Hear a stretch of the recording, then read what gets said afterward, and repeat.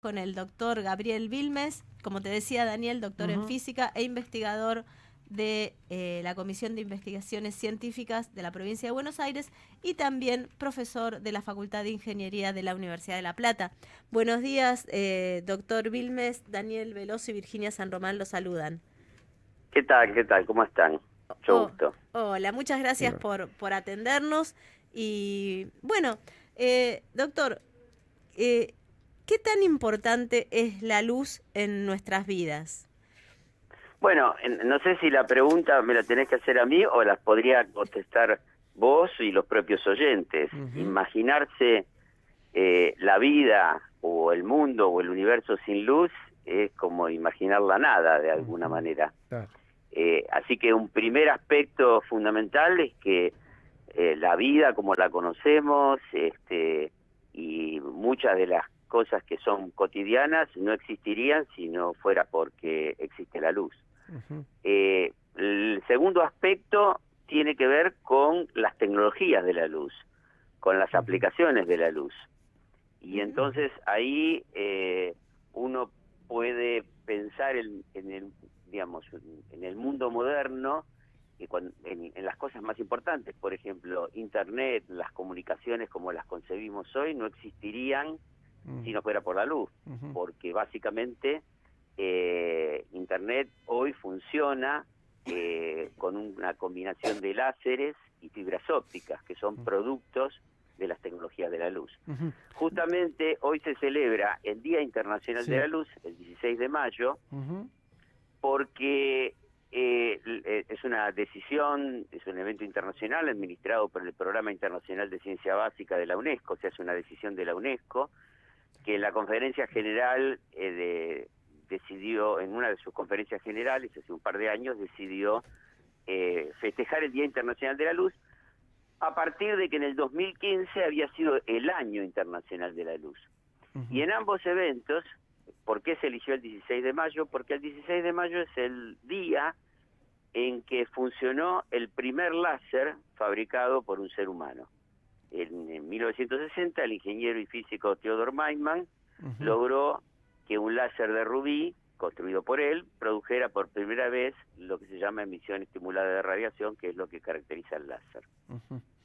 Doctor, cuando hablamos de la luz, que eso era por ahí la pregunta que apuntaba también Virginia al comienzo, cuando uno habla de la luz, ¿qué es lo que está hablando? Porque yo digo, bueno, la luz, yo salgo ahora a la calle y tengo la luz natural, La luz o solar. estamos, claro, la luz solar, o estamos hablando de la luz como generación de electricidad que también Estamos me permite dar hablando luz. de un campo de conocimiento que se llama fotónica, Ujú, que justamente tiene que ver con las características de la luz, la producción, la manipulación de la luz. O sea, no estamos hablando solamente de un fenómeno pasivo, ujú, de una cosa que es, digamos, que simplemente nos llega o existe o está, ujú, sino de algo que el ser humano manipula ujú, para distintas aplicaciones. Hoy casi no hay ninguna tecnología que no esté directa o indirectamente vinculada con la luz. bien, Les doy un sí, ejemplo, otro ejemplo sí, sencillo. sí, por Eh, favor. los sistemas, digamos, para detectar durante la pandemia el COVID, los famosos PCR, Mm, tienen en la etapa final como elemento de detección luz. Es básicamente ah, un dispositivo que permite, digamos, activar o desactivar un mecanismo que permite identificar la presencia o no del virus. Así que ajá, casi no hay tecnología, casi no hay desarrollo eh, ujú, tecnológico que no involucre directa o indirectamente la luz. bien, Y eso es do- uno de los claro. aspectos también más llamativos. No solo es vital, es central Mm, para la vida, eh, no existiría el universo, insisto, como lo conocemos si no ujú, existiera la luz, eh, y, y por otra parte no existirían muchísimas de las cosas que son de nuestra cotidianidad si no existiera la luz, que atraviesa prácticamente el arte, la mm, ciencia, la vida cotidiana, las comunicaciones. O sea, todo, claro. piensen en cualquier, podemos hacer un juego, una especie de Sí. desafío, piensen en cualquier campo de desarrollo humano y van a ver que ahí en algún lugar aparece la luz, de alguna manera, en forma pasiva o en forma activa, digamos. Siempre, ¿no? claro. Ahora, doctor, y en cuanto a esto, ¿no? A la manipulación para las distintas aplicaciones que realiza el ser humano, ¿vamos en el buen camino? ¿Siempre se progresó en ese uso? Bueno, en realidad yo no soy partidario de pensar que la tecnología o el desarrollo tecnológico o necesariamente el conocimiento tiene un camino de progreso. Si ustedes quieren, pueden pensar que así como la luz se ha utilizado, o otras tecnologías se han utilizado para mejorar la calidad de vida del ser humano, también para destruirla.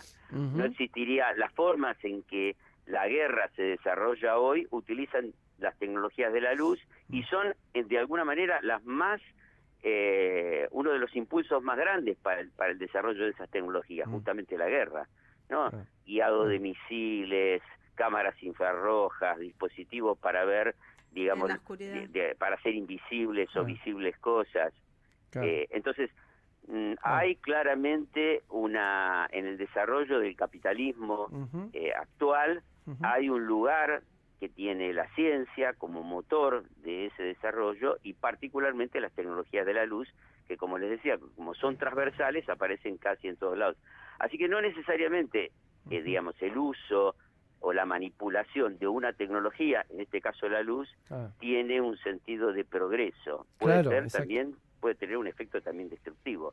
Por eso debe ser controlado por las sociedades para darle un sentido correcto, digamos. Seguro, claro. A eso apuntaba mi pregunta, ¿no? Que uno dice, a veces, lamentablemente, las cuestiones... Uso no. Está el buen uso y el mal uso, claro. A veces los seres humanos tenemos eso, ¿no? Pero no solamente a veces es un problema del uso, porque ahí hay una cosa importante. Las tecnologías y la ciencia no es neutral.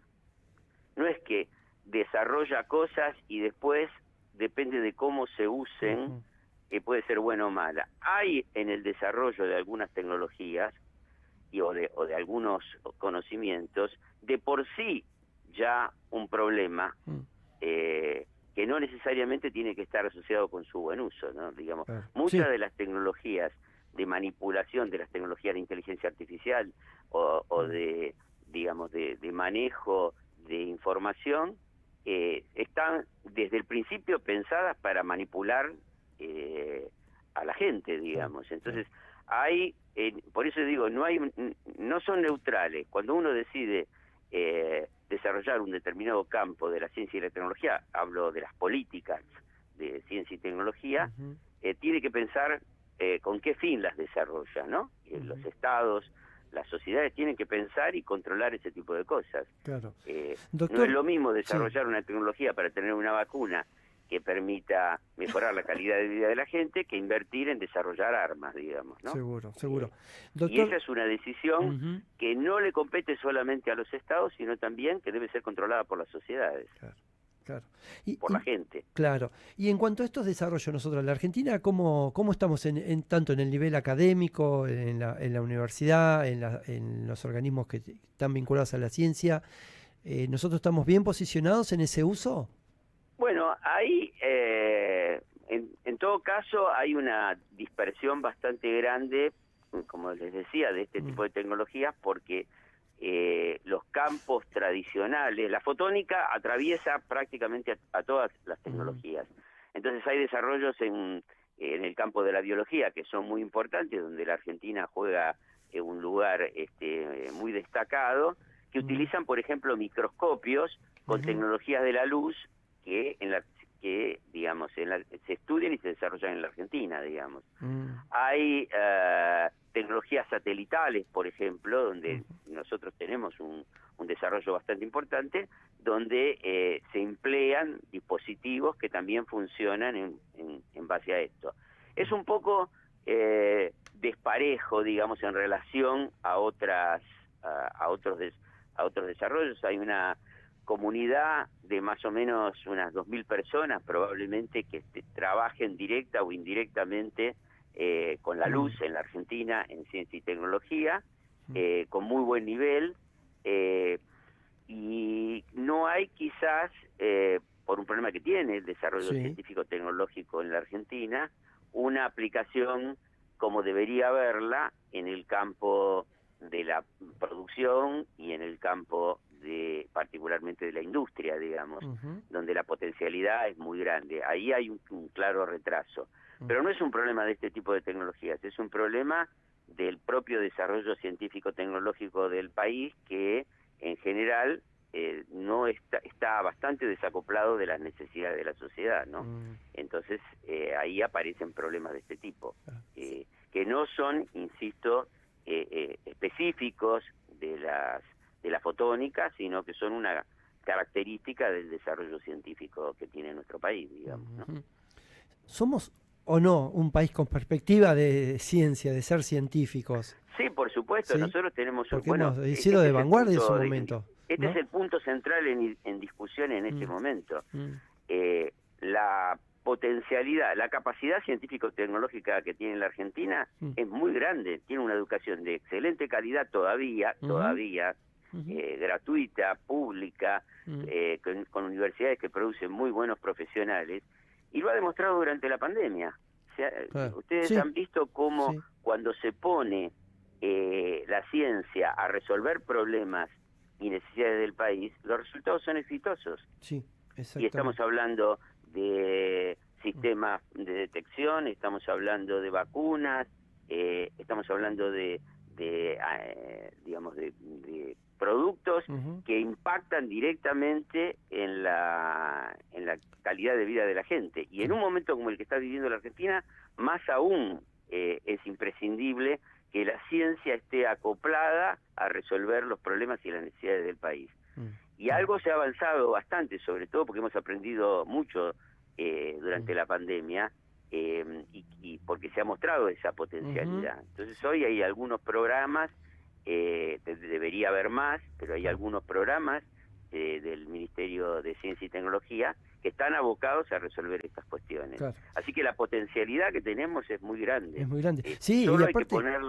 hay que ponerle más aceite y por supuesto más ingresos, ¿no? Más recursos. Más decisiones. Más decisiones, claro, porque aparte de descubrirse que estaba a la altura de las circunstancias, como se dice habitualmente, de descubrirse eso, se lo valoró, porque vimos que la sociedad en su conjunto valoramos ese conocimiento y esas herramientas que nosotros teníamos. Claro, justamente por eso mismo creo que es un buen momento para potenciar esas posibilidades y sobre todo para volcarlas muy activamente al desarrollo productivo, a cuestiones de soberanía. Hay un montón de proyectos que tienen que ver, que pueden tener que ver con el uso de tecnologías de la luz, que tienen que ver con la soberanía en el mar argentino, o proyectos que tienen que ver con desarrollos como algunos que ya están en marcha, satelitales, imágenes, registros, digamos, formas de registro, digamos, en el área, ni hablar de la política de comunicaciones. Ustedes piensen que durante el periodo hasta el 2009-2015 se desarrolló la Red Federal de Fibras Ópticas, que es una capacidad maravillosa, digamos, en cuanto a potencialidad, y que está, uno diría, a la vuelta de la esquina, digamos, ¿no? O sea, todavía no hay una comunicación entre lo que se llama la red troncal, que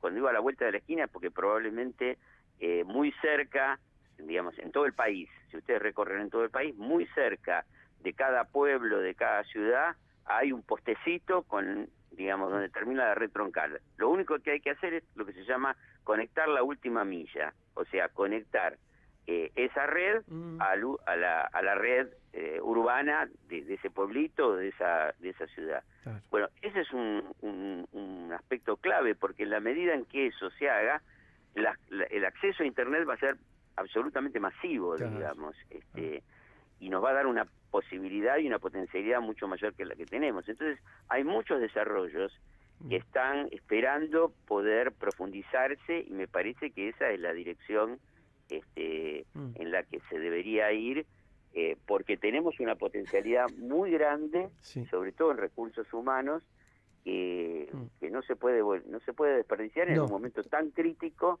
como el que está viviendo el país. Claro. O sea, si pensamos que hay que salir de la pobreza, que tenemos que resolver el problema de un 40% de la sociedad que vive en condiciones extremas, tenemos que pensar en usar la ciencia y la tecnología para resolver esos problemas en forma efectiva, con programas y políticas que apunten directamente a resolver las necesidades y los problemas que tiene nuestra gente. Claro. Claramente, tomar las decisiones y usar las herramientas que están evidentemente a disposición. Totalmente. Están a disposición y tenemos las capacidades. Se trata de decisiones y de inversión. Exactamente eso. Y es cuando hablamos de inversión, alguien podría decir, bueno, pero no hay plata. No es cierto.